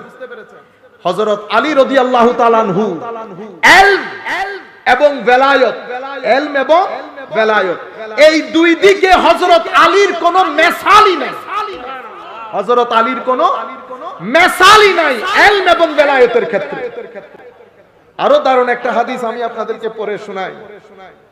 একটা নির্দিষ্ট একটা প্রেক্ষাপট, হযরত আলী রাদিয়াল্লাহু তাআলা আনহু, আপনারা জানেন ফিতনা ফাসাদ যখন শুরু হয়েছে সেই সময়ে একজন সাহাবী হযরত সাদ রাদিয়াল্লাহু তাআলা আনহুকে হযরত আলী রাদিয়াল্লাহু তাআলা আনহু সম্পর্কে কটু বাক্য বলতে বলা হয়েছে। উনি বলছেন, না, আমি তো হযরত আলী সম্পর্কে বলবো না। কেন? তো তিনটা কারণে। কোন তিনটা কারণ? তো তিনটা কারণের একটা কারণ হচ্ছে, আমি নিজের কানে শুনেছি আমার নবী হযরত আলীকে বলছেন, আলী, তুমি আর আমি, তুমি আর আমি, তোমার অবস্থান আমার দিক থেকে সেই অবস্থায় যেটা হযরত হারুনের ছিল মুসা আলাইহিস সালামের দিক থেকে। শুধু এতটুকু, ইল্লা আন্নাহু লা নুবুওয়াতা বাদি, কিন্তু আমার পরে কোন নবী আসবে না। আমার পরে কোন নবী আসবে না। তাহলে আপনি শান, মান, মকাম, মর্যাদা হুজুর করিম সাল্লাল্লাহু আলাইহি ওয়াসাল্লাম কোথায় তুলে দিয়েছেন চিন্তা করতে পারবেন। নাম্বার 2 বলছে, আমি নিজের কানে শুনেছি খাইবরের যুদ্ধে হযরত আলী রাদিয়াল্লাহু তাআলা আনহুর চোখে একটু সমস্যা ছিল। উনি সফরের মধ্যে আসতে দেরি করে ফেলছেন। আমার নবী সাহাবায়ে কেরামের মধ্যে ঘোষণা দিলেন, লা উতিয়ান্না রায়াতা গাদান রাজুলুন ইউহিব্বুহু আল্লাহু ওয়া রাসূলুহু। হে আমার সাহাবায়ে কেরাম, খাইবর বিজয় করার জন্য আগামী কালকে আমি যুদ্ধের পতাকা এমন এক ব্যক্তিকে দান করব যাকে আল্লাহ এবং রাসূল ভালোবাসে, এবং যে আল্লাহ এবং রাসূলকেও ভালোবাসে। মুহিব এবং মাহবুব, শুধু নিজে ভালোবাসেন না, উনাকেও আল্লাহ আল্লাহ রাসূল ভালোবাসেন। এটা আমার নবীর জবানে এই ঘোষণা শুনে সাহাবায়ে কেরামের ঘুম হারাম হয়ে গেছে। সাহাবায়ে কেরাম সারা রাত চিন্তা করছে, সবার দৃষ্টি আমার নবীর শেকেলে পাকের দিকে, আমার নবীর নূরানি জবানের দিকে, যে কাল সকালে উঠে কাশ যদি আমার নবী আমার নাম বলে দিত। সবাই চাচ্ছে যার যার নাম বলুক। সকাল হলো, সবাই আমার নবীর দরবারে, সবার চোখ আমার নবীর জবানে পাকের দিকে। কার নাম ঘোষণা করবে? কার নাম ঘোষণা করবে? আপনারা পুরো সিচুয়েশনটা মাথার মধ্যে আনেন। কি হচ্ছে, কি হচ্ছে আপনারা বুঝতে পারছেন? আমাদের প্রাইম মিনিস্টার যদি মন্ত্রী পরিষদের মধ্যে বলেন, আগামী কালকে 10 দিনের জন্য আমি কেউ একজনকে তোমাদের মধ্য থেকে প্রধানমন্ত্রী করব, সবার ঘুম হারাম হয়ে যাবে না? সবাই তো চাইবে। আমি জিনিসটা বুঝানোর জন্য, আমি চাচ্ছি কথাটা শোনার আগে ফিলিংসটা আসুক। আপনারা ফিলিংসটা ভিতরে আনেন। সবাই বসা, শুনশান নীরবতা। আমার নবী সাল্লাল্লাহু আলাইহি ওয়াসাল্লাম সেই অবস্থার মধ্যে হযরত আলীকে ডাকলেন, ডেকে যুদ্ধের পতাকা হযরত আলীর হাতে হস্তান্তর করলেন। যুদ্ধের পতাকা হযরত আলীর হাতে। এটা হযরত আলীর জীবনে আমার নবী সাল্লাল্লাহু আলাইহি ওয়াসাল্লামের পক্ষ থেকে সবচেয়ে বড় পুরস্কার ছিল। সবচেয়ে বড়, সবাই মনে করেছে এটাই বড় পুরস্কার, এর চেয়ে বড় পুরস্কার আর নাই। আমার নবী সাল্লাল্লাহু আলাইহি ওয়াসাল্লাম তৃতীয়বার, তৃতীয় কথা যেটার কারণে আমি অনেক সম্মান করি, তৃতীয় কথা হচ্ছে, নাজরানের ইহুদিরা আসলো, বলা হলো ফাকুল তাআলাউ নাদউ আবনাআনা ওয়া আবনাআকুম ওয়া নিসাআনা ওয়া নিসাআকুম ওয়া আনফুসানা ওয়া আনফুসাকুম। আসো তোমরা তোমাদের স্ত্রী, তোমাদের পুত্র, তোমাদের পরিবারকে ডাকো, আমিও আমার স্ত্রী পুত্র পরিবারকে ডাকি। তো সেই জায়গার মধ্যে আমার নবী চারজনকে ডেকেছেন, ফাতেমাতুজ জাহরা রাদিয়াল্লাহু আনহা, ইমামে হাসান, ইমামে হুসাইন এবং হযরতে আলী কাররামাল্লাহু ওয়াজহাহুল কারীম, হায়দারে কাররাম, আসাদুল্লাহিল গালিব আলী ইবনে আবি তালিব রাদিয়াল্লাহু তাআলা আনহুকে চাদরের মধ্যে নিয়েছেন এবং উনি বলছেন আমি নিজের চোখে সেটা দেখেছি, সেই কারণে হযরত আলী সম্পর্কে কিছু কথা বলা আমার পক্ষে সম্ভব নয়। আপনারা বুঝতে পেরেছেন? তিনটা জায়গা তুলে ধরেছেন। একটা হযরত আলী রাদিয়াল্লাহু তাআলা আনহুকে বলেছেন, দেখেন হযরত আলী সম্পর্কে আমার নবীর যে মুখ নিঃসৃত বাণী সেটা অন্যান্য সাহাবায়ে কেরামের ক্ষেত্রে অনেক কম নজরে আসে। তবে মনে রাখবেন, আপনি যখন সোমবারের প্রশংসা করবেন খবরদার বৃহস্পতিবারকে নিচে নামিয়ে নয়, বৃহস্পতিবারকে যখন উপরে তুলবেন তো শুক্রবারকে নিচে নামিয়ে নয়। আমাদের এখানে আমরা বৃহস্পতিবারকে তুলতে গিয়ে শুক্রবারের উপর জুলুম করি। মনে রাখবেন, প্রত্যেক সাহাবায়ে কেরাম, বিশেষ করে খুলাফায়ে রাশেদা যারা প্রথম তবকার সাহাবী, প্রত্যেকেই যার যার অবস্থানে আছে, কিন্তু হযরত আলী রাদিয়াল্লাহু তাআলা আনহুর আলাদা অবস্থা, আলাদা বিশেষত্ব যেটা অন্য সাহাবায়ে কেরামের সাথে শেয়ার হয় নাই। তাইলে একটা হচ্ছে আমার পরে কোনো নবী নাই, কিন্তু আপনার সাথে আমার সম্পর্ক যেভাবে হারুনের সাথে মুসার সম্পর্ক। কাল পতাকা যাকে দেওয়া হবে সে আল্লাহ আল্লাহ রসুলকে ভালোবাসে, আল্লাহ আল্লাহ রসুলও তাকে ভালোবাসে। এটা কত বড় নিয়ামত বুঝতে পারতেছে? হুজুর গৌসুল আজমের যেমন নানাও ওয়ালি, নানিও ওয়ালিয়া, খালাও ওয়ালিয়া। হুজুর গৌসুল আজমের শান দেখেন, বাবাও ওয়ালি, মাও ওয়ালিয়া। হযরতে আলী কাররামাল্লাহু ওয়াজহাহুল কারীম, আপনি মা বলেন, বাবা বলেন, এবং বাবা বললে অনেকে আবার কেমন কেমন করে, বুঝছেন? প্রত্যেকে যার যার অবস্থানে থাকেন। কবে মনে রাখবেন, দ্বীনের দাওয়াত প্রথম যার ঘরে কুরাইশদেরকে ডেকে আমার নবী দিয়েছেন এবং যার ঘরে ছাগল জবাই হয়েছে সেটা হযরত আলী বিন আবি, হযরত আবু তালেবের ঘর, হযরত আবু তালেবের ঘর। পরে যার যার অবস্থান। হযরত আলী কাররামাল্লাহু ওয়াজহাহুল কারীম শ্বশুরের দিক থেকে তিনি সেই জাত না, এগুলার ক্ষেত্রে হযরত আলী নিরালা, কারোর সাথে কোনো তুলনা নাই। দুই সন্তান হাসান এবং হুসাইন, সাইয়্যিদা শাবাবে আহলিল জান্নাহ, স্ত্রী সাইয়্যিদাতু নিসায়ে আহলিল জান্নাহ। এই দিক থেকে হযরত আলীর কোনো মিসাল নাই। সম্মানিত উপস্থিতি, এরপর বিদায় হজ্জের ভাষণ থেকে ফেরত যখন আসছেন আমার নবী সাল্লাল্লাহু আলাইহি ওয়াসাল্লাম ঘোষণা দিলেন। কি ঘোষণা আপনারা জানেন? যেই দিন হযরত আলীর বেলায়েতের ঘোষণা দিয়েছেন। কি বলেছেন আমার নবী সাল্লাল্লাহু আলাইহি ওয়াসাল্লাম? আমি যার মাওলা, আলীও তার মাওলা। ওয়া হুয়া ওয়ালিয়ুল কুল্লি মুমিন, ওয়া হুয়া ওয়ালিয়্যু কুল্লি মুমিন বাদি। আমার পরে আমি যার মাওলা, আলীও তার মাওলা। আমার পরে আলী সমস্ত মুমিনের মাওলা। আমার পরে আলী সমস্ত মুমিনের মাওলা। সম্মানিত উপস্থিতি, সমস্ত সাহাবায়ে কেরামের প্রতি মহব্বত এটা ঈমানের একটা নিশানা, ঈমানের একটা নিশানা। মুহাজির সাহাবায়ে কেরামের প্রতি মহব্বত ঈমানের নিশানা। আমার নবীর আজওয়াজে মুতাহারার প্রতি মহব্বত ঈমানের নিশানা, কোনো সন্দেহ নাই। কিন্তু দুই জাতের মহব্বতকে আমার নবী বিশেষ করে ঈমানের নিশানা বলেছেন, যেই কারণে ইমাম মুসলিম আলাদা চ্যাপ্টার করেছেন উনার মুসলিম শরীফের মধ্যে। চ্যাপ্টারের নাম কি দিয়েছে? বাবুদ দলিল, বাবুদ দলিল আলা আন্না হুব্বাল আনসার ওয়া আলী রাদিয়াল্লাহু আনহুম মিনাল ঈমান ওয়া আলামাতিহি ওয়া বুগদাহুম মিন আলামাতিন নিফাক। ইমাম মুসলিম মুসলিম শরীফের মধ্যে আলাদা চ্যাপ্টার করেছে। কি করে জানেন?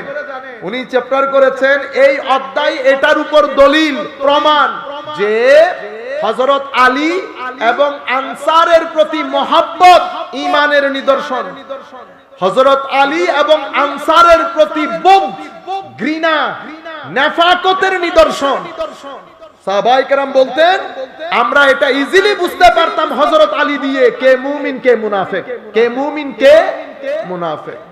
হযরত আলী রাদিয়াল্লাহু তাআলা আনহুর বেলায়েতের ঘোষণা দিয়েছেন ওই বিদায় হজ্জের ভাষণ থেকে ফেরত আসার সময়। আপনারা দেখেন এই হাদিসটাকে নিয়ে পর্যন্ত অনেক কথা বলা হয়েছে, অথচ এই হাদিস নিয়ে আল্লাহুম্মা সাল্লি আলা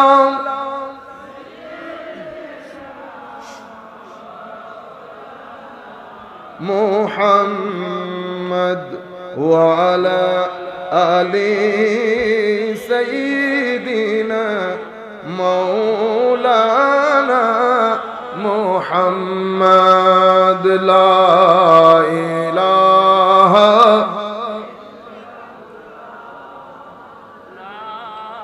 ইলাহা ইল্লাল্লাহ লা ইলাহা ইল্লাল্লাহ লা ইলাহা ইল্লাল্লাহ হাসবি রাব্বি জাল্লাল্লাহ মা ফি কলবি গায়রুল্লাহ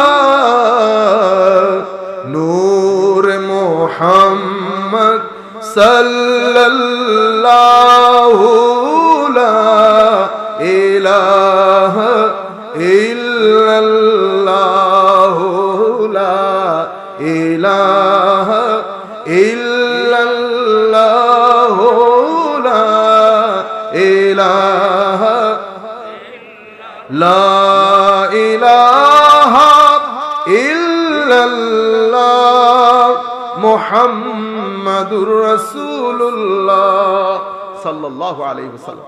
আমরা ইনশাআল্লাহ কিছুক্ষণের মধ্যে আমাদের বক্তব্য শেষ হবে। আমরা আপনাদেরকে বলতে যাচ্ছি এই যে বেলায়েতের হাদিস, এটা ইমাম ইবনে উকদা এবং ইমাম যাহাবী, এটা হয়তো আপনারা বুঝতেও পারবেন না, আমি জাস্ট আলেম ওলামা যারা দেখে তাদের জন্য এই হাদিসটা বর্ণনা করেছেন যেই যেই রাস্তায়, যেই যেই তরিকা বলি আমরা, তুরুক হাদিসের বর্ণনা 128 ধরনের তরিকা। কয়টা তরিক এই হাদিসে? 128। এরপরে আমার শেখ হুজুর শাইখুল ইসলাম প্রফেসর ডক্টর মোহাম্মদ তাহেরুল কাদরি, উনি উনার একটা কিতাব লিখেছেন হাদিসে বেলায়েতের উপর, আল কিফায়া ফি হাদিসিল বিলায়া।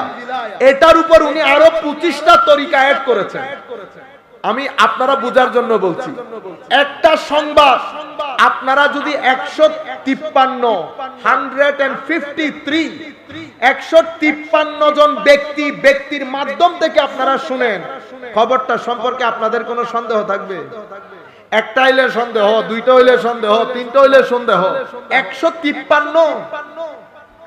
তো উনি আরো 25টা অ্যাড করে এই হাদিসের বর্ণনা সূত্র 153টা হাদিস তরিক, 153 তুরুকে হাদিস বর্ণিত হয়েছে। সেই হাদিসের উপর খারেজিউজ জেহেন ব্যক্তি এই হাদিসকে কি করে ফেলেছে? সাইড করে ফেলেছে। এবার আসেন, আনা মাদিনাতুল ইলম ওয়া আলিয়ুন বাবুহা। হুজুরে করিম সাল্লাল্লাহু আলাইহি ওয়াসাল্লাম ইরশাদ করছেন, ফামান আরাদাল ইলমা ফালিয়াতিল বাব। কি বলেছে? আনা মাদিনাতুল ইলম ওয়া আলিয়ুন বাবুহা ফামান আরাদাল ইলমা ফালিয়াতিল বাব। এই হাদিস 70টা তুরুক, 70 তুরুকের মধ্যে অসংখ্য হাদিসের কিতাবে অসংখ্য মুহাদ্দিসিন বর্ণনা করেছেন, কিন্তু এই হাদিসটাকে বলা হয়েছে বানোয়াট। আপনারা বুঝতে পেরেছেন? সেই পরিমাণ খারেজিয়ত উম্মতে মুসলিমার ঘাড়ে চেপে বসেছে। একদিকে আলে বাইত রাসূলের নাম নিয়ে, হযরতে আলে বাইত রাসূলের মুহাব্বতের নাম নিয়ে এখানের ভিতরে ঢুকে সাহাবায়ে কেরামের শানে বেয়াদবি হচ্ছে, আর একদিকে সাহাবায়ে কেরামের নাম দিয়ে এখানে ঢুকে আলে বাইত রাসূলের শানে বেয়াদবি হচ্ছে। আপনারা মাথায় রাখবেন, সাহাবায়ে কেরাম মাথার উপর, আলে বাইত রাসূলও মাথার উপর, দুইটাই আমাদের ঈমান। মর্যাদার ক্ষেত্রে অবশ্যই উপর নিচ আছে, আমরা সেই উপর নিচে না যাই, সাধারণ শ্রেণী। মনে রাখবেন, আলে বাইত রাসূল আমাদের ঈমানের অংশ, তাজিমে সাহাবা আমাদের ইমানের অংশ। কেউ যদি আলে বাইতে রাসূলের নাম নিয়ে সাহাবায়ে কেরামের শানে ইদার উদার করে একটু ধাক্কা মেরে কথা বলতে চায় তো বুঝতে পারবেন ফিতনা। কি বুঝবেন? ফিতনা। একেবারে সাহাবায়ে কেরাম সবাই তো আর এক স্ট্যাটাসের সাহাবী না। সাহাবায়ে কেরামের মধ্যে স্ট্যাটাস 10টা। কয়টা? 10টা স্ট্যাটাস।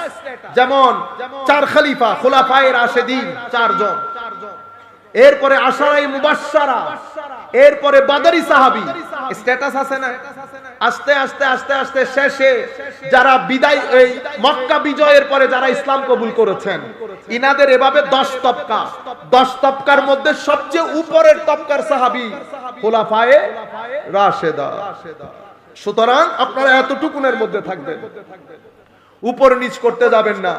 যেই ব্যক্তি আমার নবীকে 1 সেকেন্ডের জন্য দেখে ঈমান এনে মারা গেছেন, উনিও সাহাবী।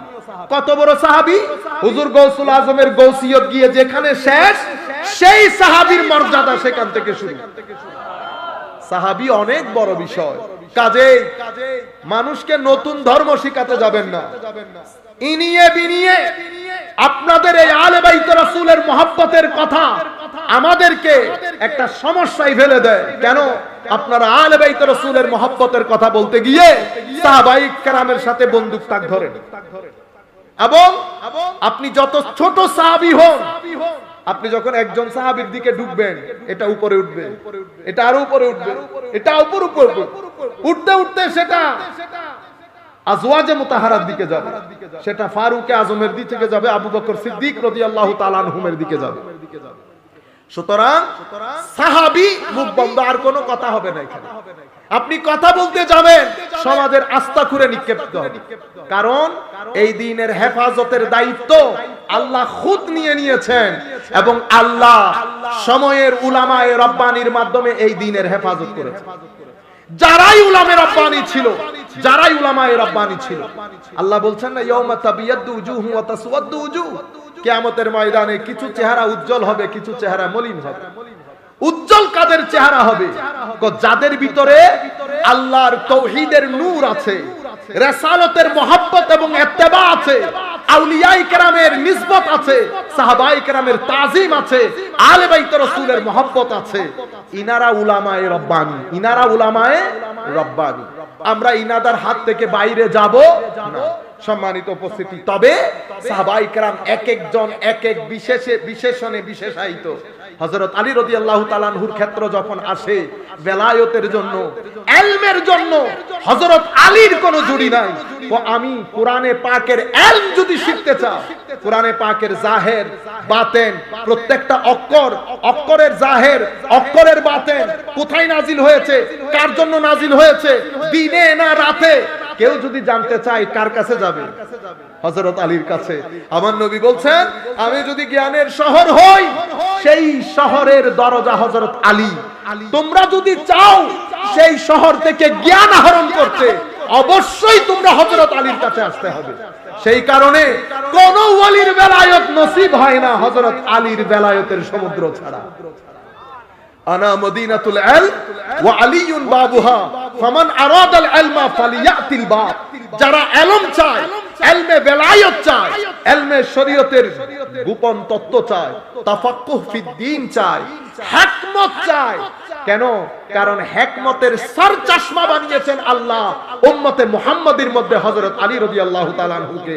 আমার নবী বলছেন, আনা দারুল হিকমা ওয়া আলিয়ুন বাবুহা। আমি ইলমের যেমন শহর, আমি হিকমতেরও শহর। ইলমের দরজা যেমন আমার শহরের আলী, হিকমতের দরজাও হযরতে আলী। মনে রাখবেন, ইলম এবং হিকমত এটা আলাদা জিনিস। কিভাবে আলাদা জিনিস? মনে রাখবেন, আমাদের এখানে এই যে ওয়াজের ময়দানে গত 10-20 বছরে ফিতনা হচ্ছে না, ফিতনাগুলা কিন্তু আগে হইতো না। আগে হইতো না, এখন কেন হয়? আগে যারা ওয়াজ করতেন তারা আলেমে রব্বানি ছিলেন। আলেমে রব্বানি হওয়ার জন্য ইলম লাগে, সিজদা লাগে, হালাল রুজি লাগে, ইবাদত লাগে, রাতে সিজদা দিতে হয়, কোরআনের তিলাওয়াত করতে হয়, মানুষকে সহযোগিতা করতে হয়, ইখলাস লাগে, সত্যিকার অর্থে আল্লাহিয়তের মধ্যে, নবীর রিসালাতের মধ্যে, ইশকের মধ্যে ফানা হয়ে যেতে হয়। যখন কোন ব্যক্তি এই সমুদ্রগুলোর মধ্যে ফানা হয়ে আল্লাহর রঙে, রাসূলের রঙে রঙিন হওয়ার মাধ্যমে আল্লাহর রঙে রঙিন হয়, তখন আল্লাহ তাকে হিকমতের জ্ঞান দান করে। পূর্ব যুগের আলেমে দ্বীন সবাই আলেমে রব্বানি ছিল, হিকমতের জ্ঞান ছিল। সেই কারণে কোন ওয়াজ কোন জায়গায় কখন করবেন ওনারা সবচেয়ে ভালো জানতেন। সেই কারণে ওনাদের ওয়াজের মধ্যে কখনো ফিতনা হয় নাই। আল্লাহ দ্বীনের দাওয়াতের কাজ করতে বলেছেন শুধু তাদেরকে যাদের মধ্যে হিকমত আছে। উদউ ইলা সাবিলি রাব্বিকা বিল হিকমা। কেউ হাদিস পড়াবেন, কেউ ফিকা পড়াবেন, কেউ তাফসীর পড়াবেন, কেউ ইসলামিক ক্লাসিক্যাল সায়েন্স পড়াবেন, এক এক সাবজেক্ট। মাওলা দ্বীনের দাওয়াত কারা দেবে? কো দ্বীনের দাওয়াত শুধু আমার বান্দার ওলিরা দেবে, আমার বান্দার ওলিরা দেবে। কেন? কারণ ওলি বাদে ওয়াজ হয় না। আপনারা যদি এখানে বলেন হুজুর এখন ওয়াজ করবেন না, আমরা ওয়াজ করতে পারবো না। আমরা কিসের ওয়াজ? উত্তর দক্ষিণ ঠিক নাই, ভালো করে নামাজ পড়ি না, পাঞ্জা গানা, তাহাজ্জুদ বাদ দিলাম, নফল বাদ দিলাম। যেই ব্যক্তি পকেটে টাকা রেখে দেয় তাকে আলেম বলে, যেই ব্যক্তি পকেটের টাকা মানুষকে দিয়ে দেয় তাকে ওলি বলে। তাকে কি বলে? বলি। এই কাজ আপনি করে আমি করে দেখাতে পারবো? আপনি আমারে পিটাইলেও দেখাইতে পারবো? আমরা পারবো না। আমার নবীর দরবারে টাকা আসার দেশ, আমার নবী মানুষের মধ্যে বন্টন করে দিতেন। আল্লাহ জমিনের মধ্যে আমরা এটার এক্সাম্পল দেখতে চাই। আমার আল্লাহ বলছে ওলিদের দিকে দেখলে পারবে।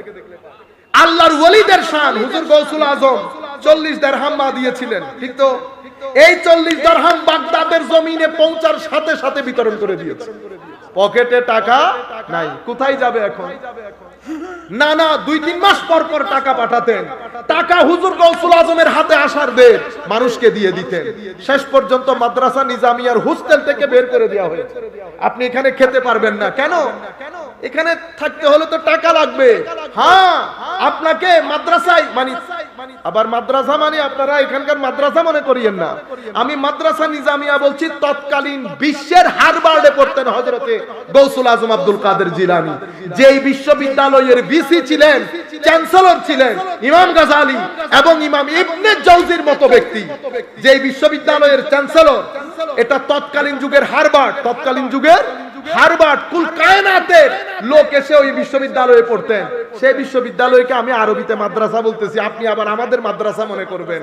সেই বিশ্ববিদ্যালয়ের যিনি চ্যান্সেলর ইমাম ইবনে জাওজি, উনি হুজুর গৌসুল আজমের মজলিসে, দরসের মজলিসে বসে হুজুর গৌসুল আজমের ইলমের সমুদ্রের ঢেউ দেখে বেহুশ হয়ে পড়ে গেছে, বেহুশ হয়ে পড়ে গেছে। এই হুজুর গৌসুল আজম নানার কাছ থেকে টাকা আসে গরিবদেরকে দিয়ে দিতেন, গরিবদেরকে দিয়ে দিতেন। ইনফাক ফি সাবিলিল্লাহ, আল্লাহর রাস্তায় মানুষকে দিয়ে দেওয়া। যেভাবে কোরআন, 3টা জিনিস কোরআন জায়গায় জায়গায় বলেছে: আল্লাহর ইবাদত, মা বাবার প্রতি সম্মান, টাকা মানুষকে দিয়ে দেওয়া। এটা কোরআনের শান। কোরআন শুরুতেই তো বলছেন ওয়া মিম্মা রাযাকনাহুম ইউনফিকুন। আপনি যেখানে যান, যখন কোরআন ওলিদের কথা বলছে, তখন কোরআন কি বলে দেখেন: আল্লাযীনা ইউনফিকুনা ফিস সাররাই ওয়াদ দাররা ওয়াল কাযিমিনাল গায়যা ওয়াল আফিনা আনিন নাস ওয়াল্লাহু ইউহিব্বুল মুহসিনিন। এই যে টাকা দিয়ে দেওয়া, এটা আল্লাহর ওলিদের শান। এটা আপনি কোথাও পাবেন না। বের করে দিয়েছে গাছের পাতা লতা খেয়ে হুজুর গৌসুল আজম দিন কাটিয়েছে। 1-2 বছর না, 30 বছর হুজুর গৌসুল আজম নিদারুণ কষ্টে দিন কাটিয়েছে। এবং ওই 30 বছর হুজুর গৌসুল আজমের মুশাহাদা, মুরাকাবা এত উপরের পর্যায়ে চলে গেছে। উনি নিজেই বলছেন দারাস্তুল ইলমা হাত্তা সিরতু কুতুবা, এমন জ্ঞান শিখেছি শেষ পর্যন্ত আল্লাহ আমাকে কুতুবিয়তের মর্যাদা দান করে ফেলেছেন। ইলম এক জিনিস, ইলমের সাথে যখন আমল লাগে, যে ইলম সৃষ্টির স্বভাব পরিবর্তন করে ফেলতে পারে। হযরতে খিজির নৌকা ছিদ্র করেন নাই?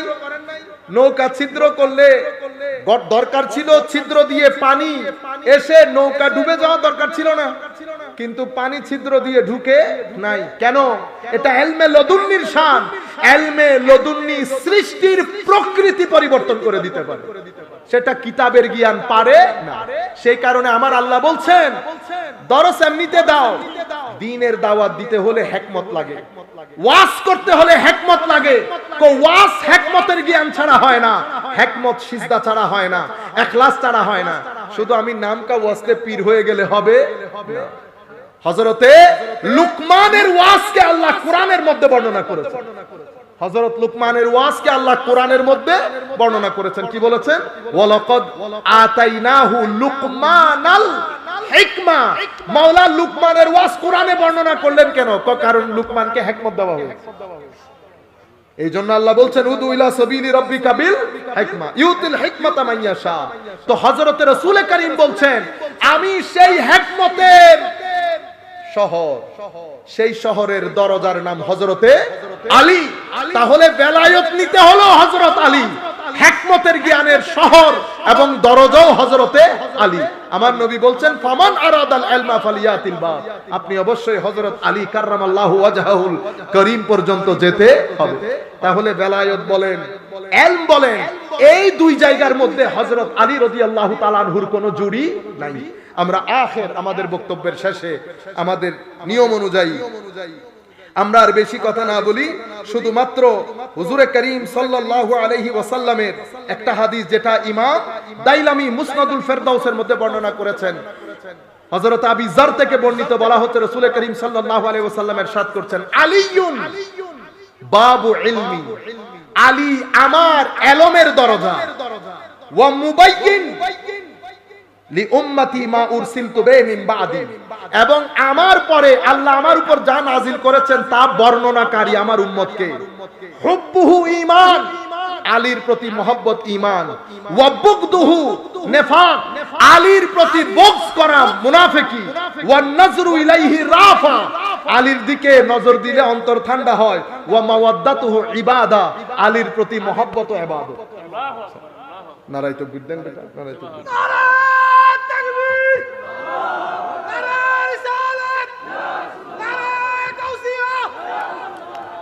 মাশাআল্লাহ মাশাআল্লাহ। আমাদের আজকের প্রোগ্রামের, আজকের মাহফিলের সম্মানিত প্রধান মেহমান হযরত মাওলানা পীর ওয়ালিউল্লাহ আশিকী সাহেব হুজুর কালবা তশরিফ এনেছেন। আমরা মাহফিলের পক্ষ থেকে হুজুরকে আন্তরিক মোবারকবাদ জানাচ্ছি। আমরা আমাদের বক্তব্যের শেষ পর্যায়ে শুধু মাশাআল্লাহ শেষ হযরত আলী রাদিয়াল্লাহু তাআলা আনহুর ওসিয়ত, বস এটা বলে আমাদের বক্তব্য শেষ। শানে আলী, মাকামে আলী বুঝতে পেরেছেন? হযরত আলী রাদিয়াল্লাহু তাআলা আনহু শাহাদাত বরণ করবেন কিছুক্ষণ পরে। উনি ইমামে হাসান, ইমামে হুসাইনকে কিছু ওসিয়ত করে গেছেন। সেই ওসিয়তগুলো কি কি দেখেন। হযরত আলীর মাধ্যমে কুল কায়নাতের যারা হিকমতের জ্ঞান চায়, বেলায়েতের যারা জ্ঞান চায়, তাদের দরজা হযরত আলী উন্মুক্ত করে গেছে। কি? প্রথম তাকওয়া। জীবনে যেখানে থাকো, যে অবস্থায় থাকো, ভিতরের মধ্যে আল্লাহ, আল্লাহর ভয়, আল্লাহর ভীতি নিজের ভিতরে রাখবে। আল্লাহ যা কিছু অপছন্দ করেন তা থেকে নিজেদেরকে বিরত রাখবে। তাকওয়া।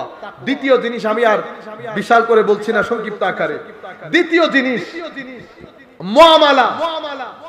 তোমরা যখন পারস্পরিক মুআমালা করবা, দেখো মুআমালা যেন ব্যালেন্স হয়, কারো উপর যেন জুলুম না হয়।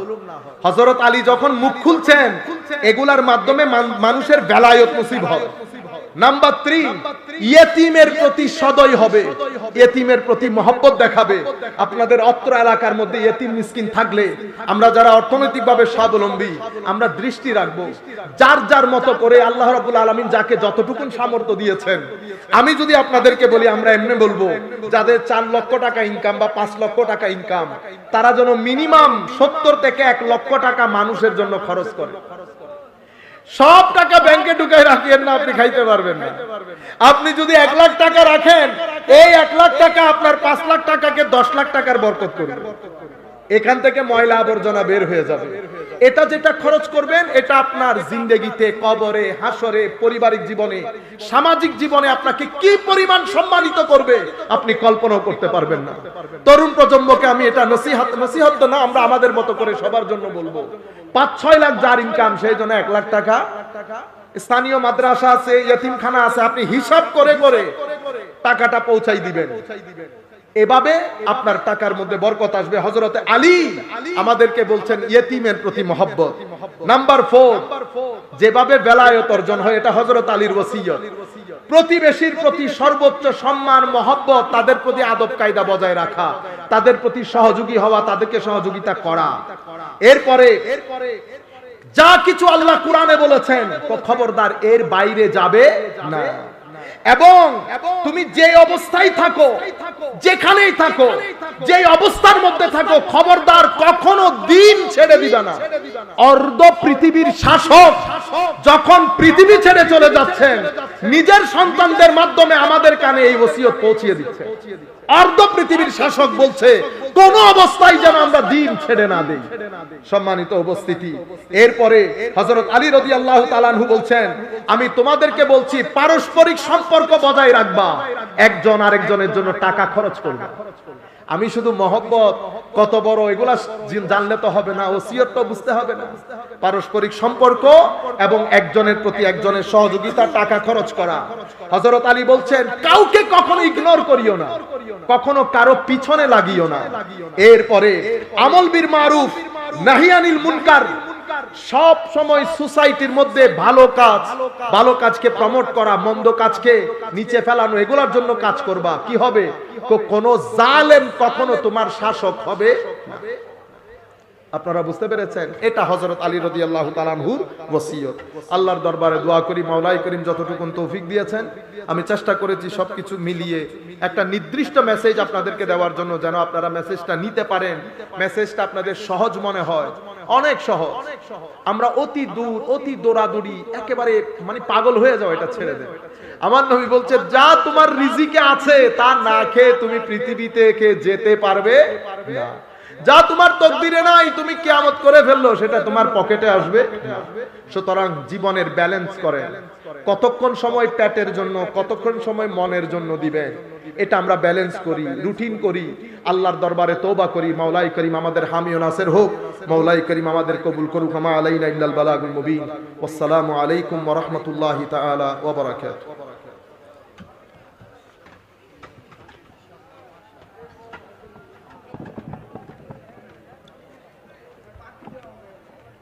আমরা সকলে ধৈর্য সহকারে বসি।